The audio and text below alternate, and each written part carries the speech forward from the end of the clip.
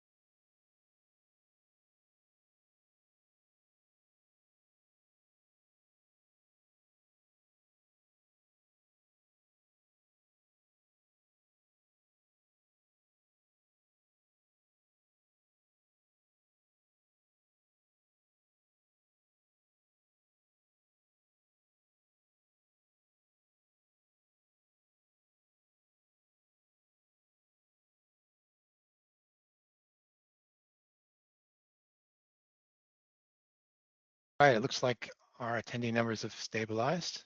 So I'm going to get started. Welcome to Using Controls Categories to Streamline Lighting Incentive Programs.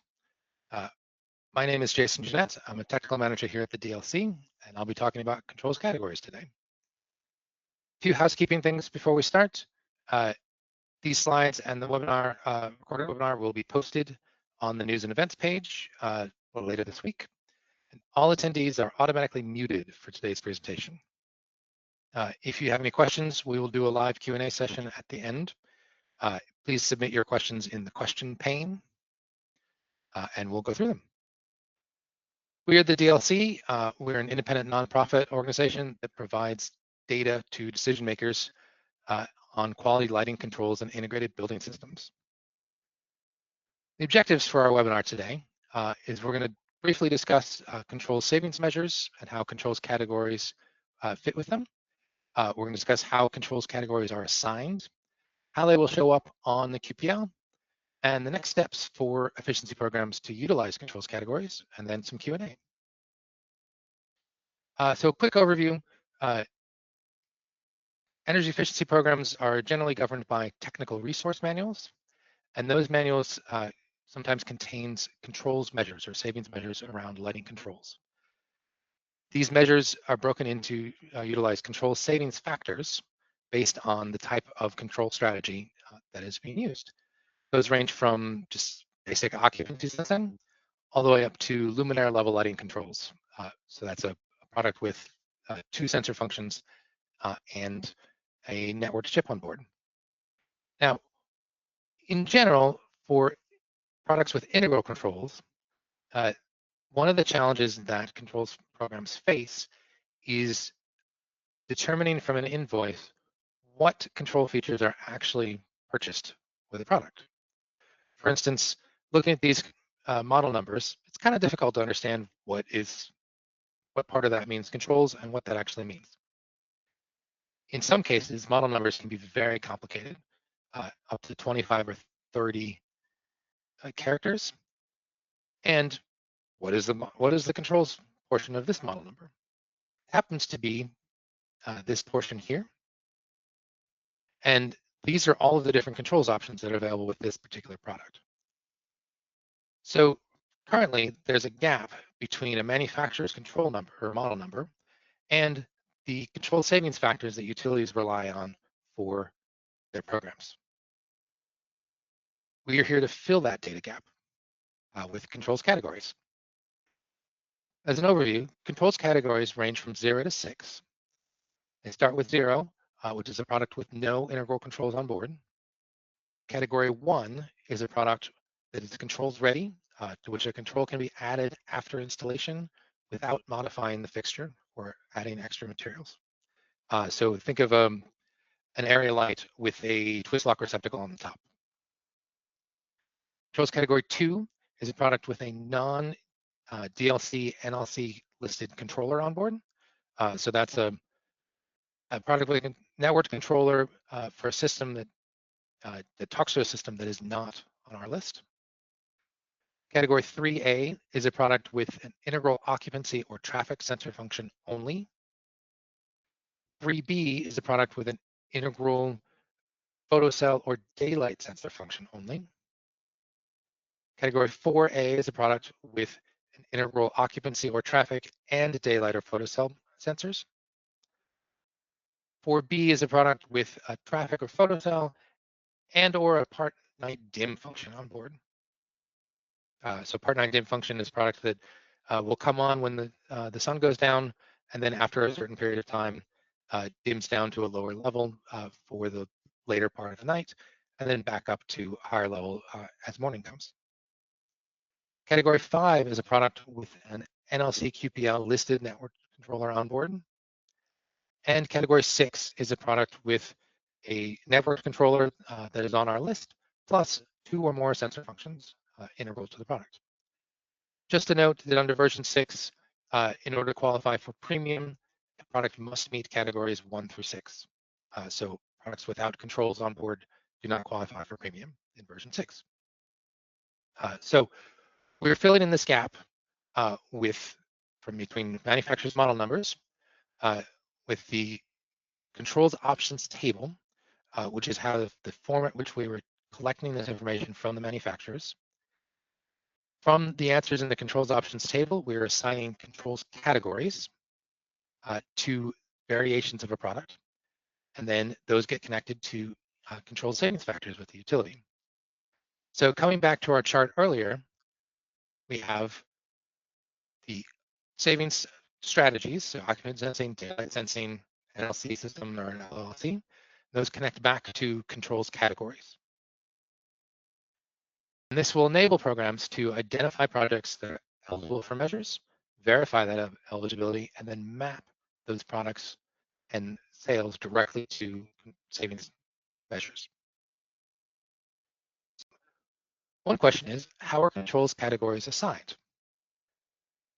Coming back to our earlier example of a spec sheet, here is the controls options code in this portion of this model number. And again, that corresponds to the various options on the spec sheet. During the submission process, we will be collecting controls options tables, which is a table where each row is represented by one of those options on the spec sheet. And then we're collecting 11 aspects of information about each row. For instance, in this case, we have the controls options code of ABCD. That represents a product with a 0 to 10 volt driver, capable of continuous dimming down to 10%. This product has a Bluetooth NLC wireless network controller on board. It has no controls ready receptacles. It also has integral occupancy and daylight sensor functions on board that use passive infrared for the technology. This sensor has a maximum mounting height of 20 feet. It talks to a specific NLC QPL listed system, and this manufacturer has elected not to submit any controls ready products or model numbers. Controls ready accessory model numbers. And all of this translates to a controls category of 6 or LLC. One note about controls categories is that they apply to controls options codes that are variations within a product ID. So that means that at verification time, programs will need to collect both the product ID of the specific product being incentivized and the controls options code, or rather, sorry, the controls category of the specific variation of that product ID. So how does this all work on the QPL? Now I'm going to show you a live demo of a beta test. This is the first demo ever of this particular functionality. So here is an example of the QPL as it is today. We're adding a new feature called model number search that allows you to search by model number. And when you copy and paste a model number into, into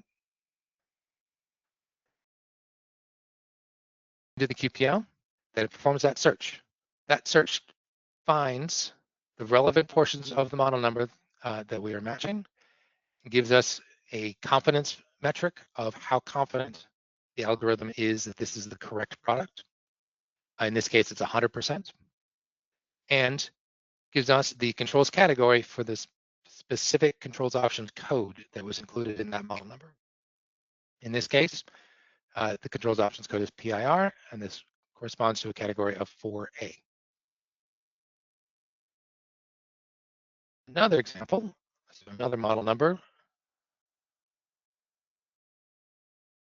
the different products, the same thing. This particular product has a 3-pin twist lock connector on board. And so I'm going to one note about that. In version 6, products with 3-pin twist lock connectors are not qualified. They're not eligible for listing. Because this is a product variation, we are collecting the information about those product variations on the QPL and showing them. But when you look on the QPL, they will show as the controls category will return as not qualified. The reason that we have made this decision is that controls ready products with a 3-pin twist lock receptacle are unable to be dimmed through the receptacle.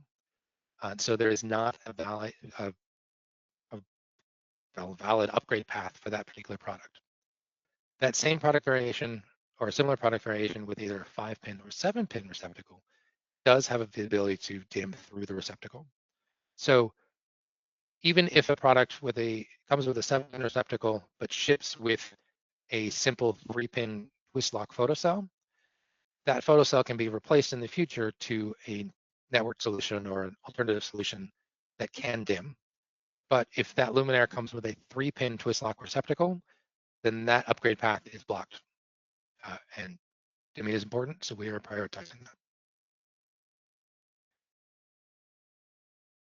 So the next step for programs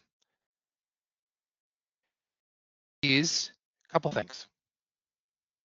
Here's a map of NLC and LLC controls measures presence in TRMs across the country.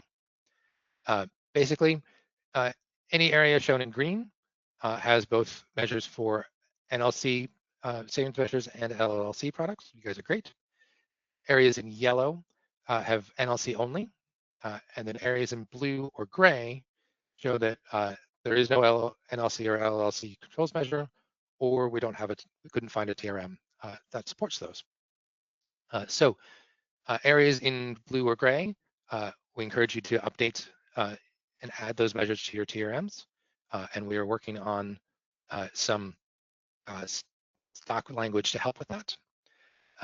Areas that are yellow, we encourage stakeholders to add LLC measures to those TRMs.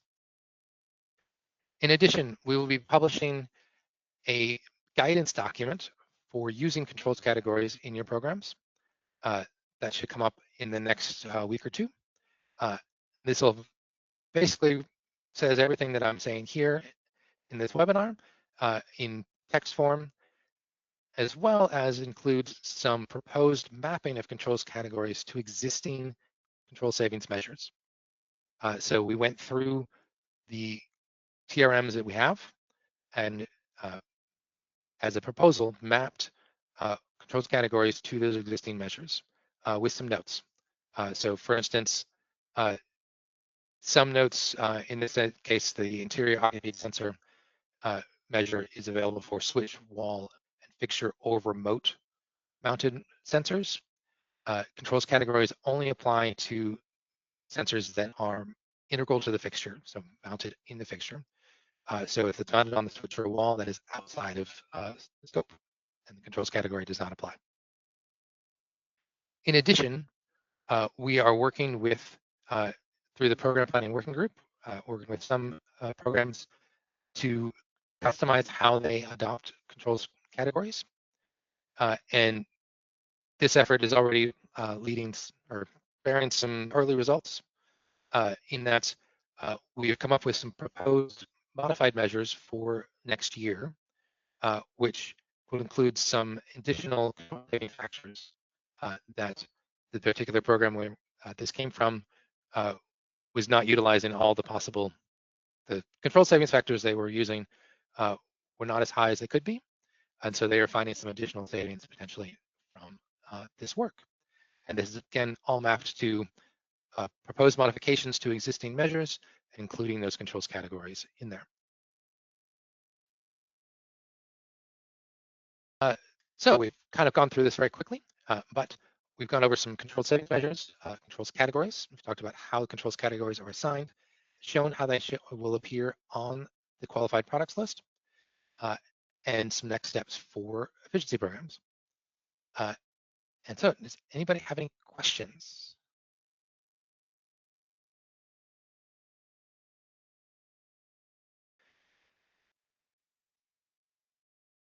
All right, so here's a question.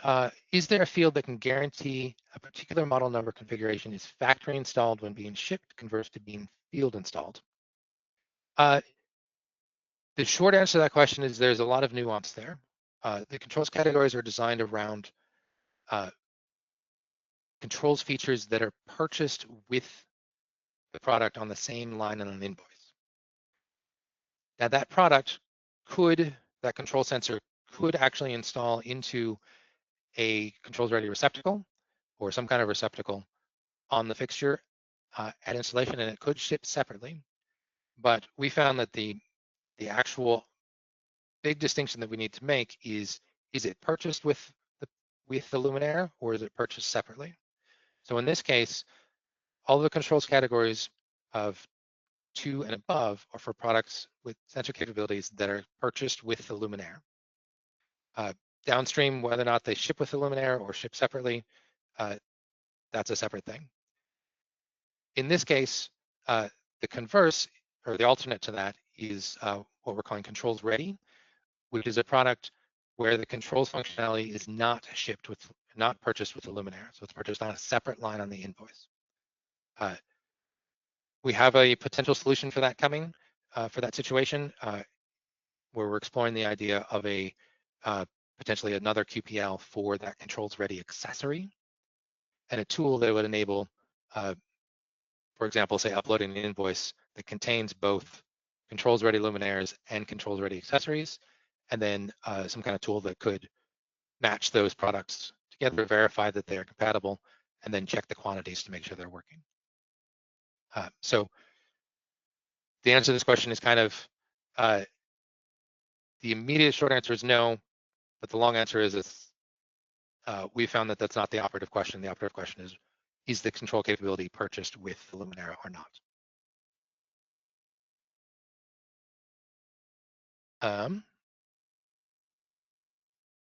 And I guess that's all the questions we have. Are there any other questions? Nice and short.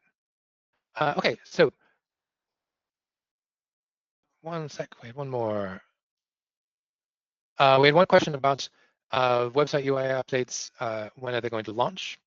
Those are going to be rolling out over the next few weeks. It's probably going to be in stages. So the model number search we expect to launch in the next few weeks. Then there'll be, it'll take a little while after that to update the filters. And then along those lines, this same experience of the model number search will be available via an API. So for programs that need an API thing, we're going to add a new endpoint that will duplicate the browser-based experience through an API. All right, so just timeline on V6 overall. The main thing you guys need to know is that December 15th is the date when products that have not updated to SSL v6 or Luna v2 will be delisted from the QPL. Those products will still be accessible through filters, but that's the date that they won't show up by default. We also want to invite you all to the Next Gen Lighting Summit coming up in October in Los Angeles. First off, we want to say thank you to our hosts, the LADWP. We're excited to see them. A few reasons to attend our summit is to learn from our experts, help us solve program challenges, bring home some insights, and engage with industry colleagues. The first day of the summit will be kind of a kind of lighting programs 201 for our industry partners to make sure that everybody has the kind of a base level of knowledge around what are the challenges that energy efficiency programs are facing today, kind of learning some terminology and getting up to speed on the themes. Then the evening, the first day, we'll have a tour and mixer at the LaCrentz Innovation Campus. On day 2, in the morning, we'll have some sessions about scaling advanced controls, integrating lighting and HVAC, as well as capturing controls in TRMs and how lighting controls can help solve light pollution. Then in the afternoon on the second day, we'll all come together in a working session to discuss and share best practices about how we can all meet these challenges. We have sponsorship opportunities available, so please reach out to us if you have any questions. And thank you for attending. I see we have one more question. The question is, will the categorization of controls be included in the downloadable Excel? The short answer is no. The V6 controls information will not be included in the Excel download. This is mostly due to technical limitations of CSV files. Because controls categories are assigned to controls options codes, they essentially are a subtable of a product ID, and CSV files don't allow for subtables. So after a certain point, the V6 controls information will be available over the QPL and via API. The 5.1 controls information will continue to be available in the Excel download. And we will have more information and probably another webinar about details on the API when that gets closer to launch.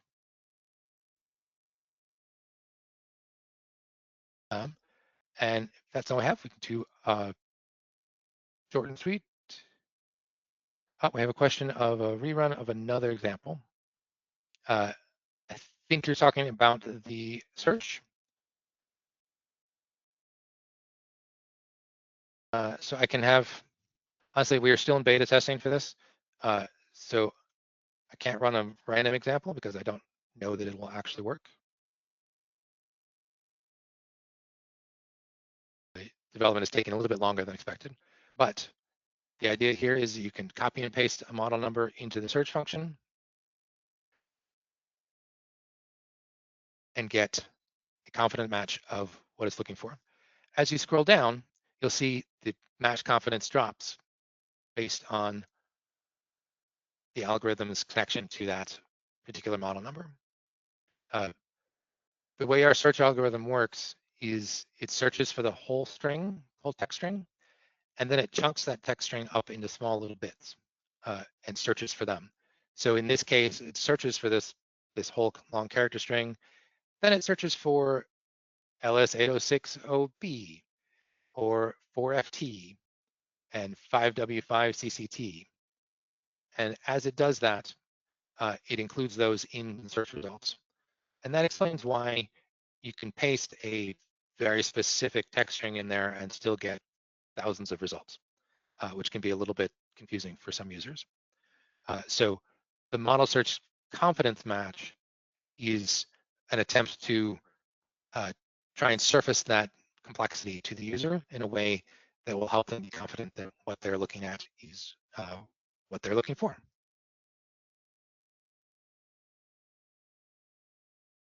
Yeah. Right. And thank you for attending. This webinar will be up on the website later this week. And if you have any questions moving forward, please feel free to reach out to me or any of us at the team. Thanks. Have a good day.